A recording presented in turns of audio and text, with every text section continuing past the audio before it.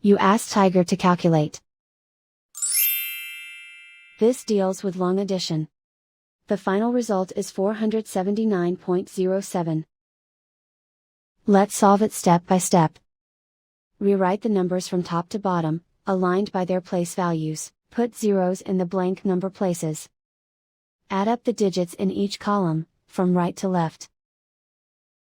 0 plus 7 equals 7.